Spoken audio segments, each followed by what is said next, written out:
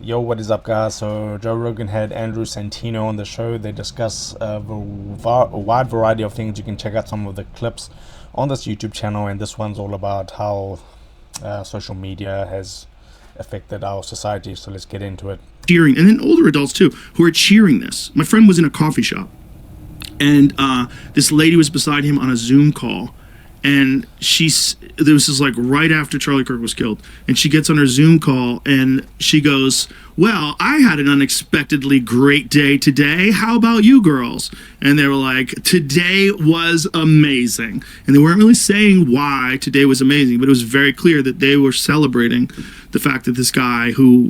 Yeah, some people celebrated that. I don't think that is any situation to be celebrating anything when someone gets murdered.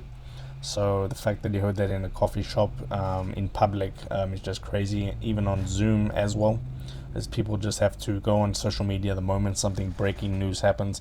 They have to go on social media, they have to express their opinion, and it's just crazy. Was a father and a husband, was murdered before his ideas.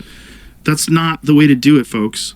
You may not like what the guy says, for God's sake. I didn't like everything the guy said, but when people were like, it's so short-sighted. Yeah, this is what we need. You're like, dude, how is your brain functioning like that? It's so crazy. It's so crazy. It's all just infected by social media, and all these people who think like this are all online almost all day. Yeah, they live in it. Yes, they live in it. Yeah, I know some people that are on social media at least 8 hours every single day. I mean, the average screen time should be, I think, 3 to 4 hours to be healthy, but some people go like 8, 10, 11, 12 hours every single day on their phones, on their computers, playing games, on Facebook, on Twitter, just going crazy on social media, and that's definitely not healthy for our society these days. And then they really get into some really offensive things if you go into some of these Facebook groups. So they're in the shit all day long, like reading the comments, and you're getting poisoned.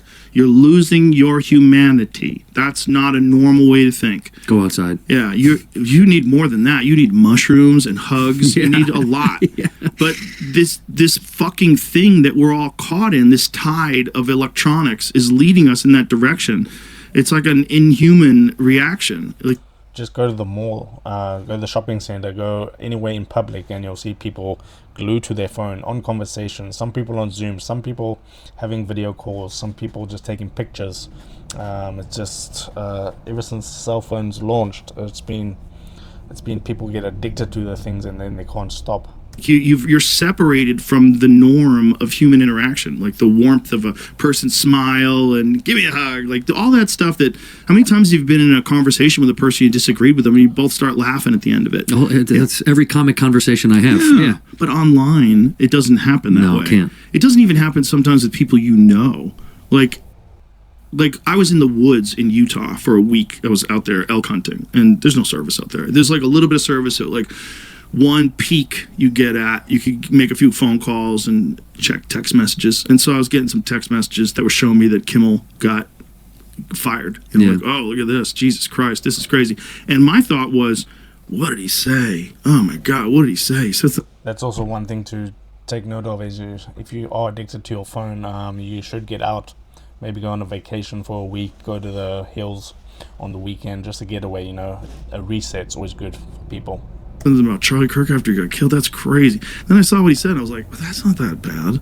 No, that's not accurate. But it's like, in my mind as a comic, I'm like, he's just setting up this bit. I'm like, and then I'm watching everybody freak out about this. I'm like, and then I saw it. Okay, am I looking at it wrong? Okay, it is kind of misleading, because he's kind of saying that they're trying to label this person as anyone other than themselves.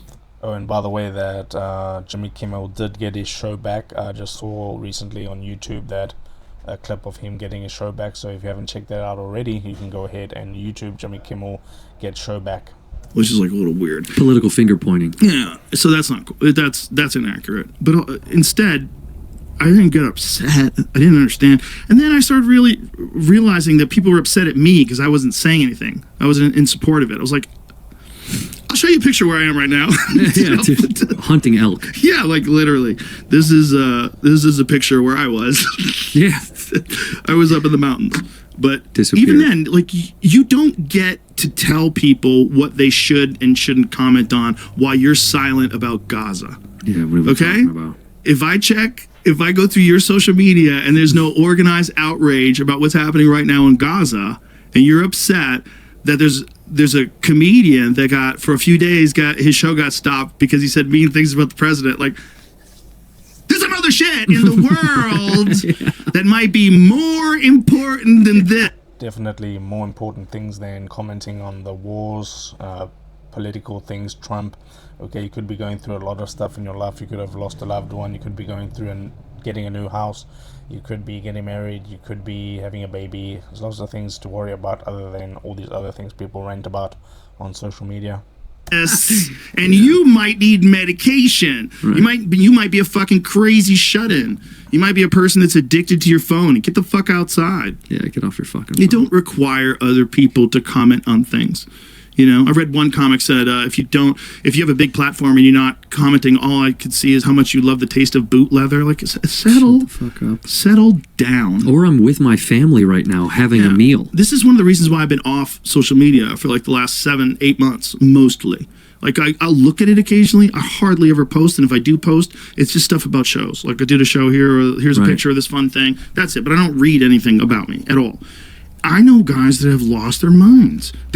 People, if you have a big platform and you like Joe Rogan's status, like famous, and you're reading all the stuff about yourself online and it's getting to you, you need medication, you need therapy because of it. It can take you down a dark path.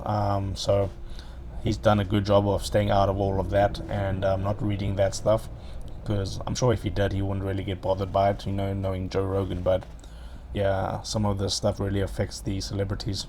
In that all day long, having conversations with people on Twitter all day long, debating points, arguing stuff all day long, making response videos, making other videos, going and talking about it on a podcast. Like, what are you doing with your life, man? Yeah, it's weird. This is nuts. Well, everybody raised a lot of these people that were like, boycott ABC and Disney, cancel it. And I was like, well, don't do that. Not only that, they made video. Ron Perlman made a video. It's like, I'm on there. Subscribed and then unsubscribed. And it's like, what are you doing, dude? Like, settle down. Relax.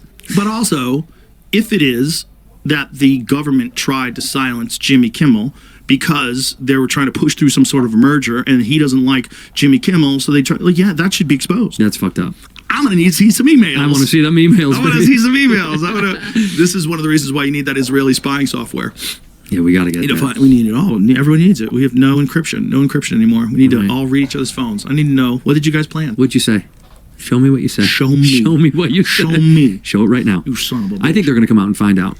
We'll find out. It'll get exposed. Jamie, tell me if this is true, that there is a, this is something that someone sent me, that every Samsung phone from 2022 on has something installed in it called App Cloud. App Cloud. Yeah, and it's a backdoor, and it allows you... Here, I'll send you this thing, Jamie. I do not know if this is true. It sounds ridiculous. It allows someone to potentially get into your phone. But that's actually crazy. As being an Android user myself, I know iPhones have way better security than Androids, but apparently what he's talking about is a software installed on the phone called App Cloud, which allows any sort of hacker to get in the back door into your phone and read pretty much the whole entire phone. So that's pretty scary. I asked a friend of mine who's a legit expert in this kind of shit. He said, all they need is your phone number. All that stuff is nonsense. I go, really? He goes, yes. That easy? It's that easy. With Pegasus 2, he goes, all they need is your phone number. So all this thing of like backdoor apps, like, So definitely with crime fighting and the police work, all they do need is your cell phone number to actually get into your phone, but they probably just ask you what to unlock it, and then they download the whole phone if you get arrested or something, commit a crime. But they need your phone number, they can just access everything. Everything. Jesus Christ. Yeah. It's a joke. Why aren't we doing that then to people that we need to access their phones? The only way... Well, they do. That's how the Israelis fucked everybody up. You got to give it to them, dude. Them pagers, like, that was one of the most... That pager shit was wild. Genius. It was wild. I actually saw that pager documentary on that documentary channel, Jake Tran, and yes, that was crazy. They just blew up the pagers, and people had them for a while before they detonated them, so pretty dangerous what they did there. Shit. God, one of the most genius fucking operations I've ever heard a government pull off. Send people pagers. Keep the... They have those pagers for a long time before they blew them up. You had to like, yeah, send them out. Go How use long them. did they have those pagers before they detonated them, Jamie? And I want to say it was over a year. It was like a government-sponsored program they gave them to these people, right? Is that what it was? Well, the thing is, they were using pagers because they knew that if they were using cell phones, that the Israelis had electronics that could read everything. Sure. So they could spy on all their phones. So to get around that, they decided to use pagers.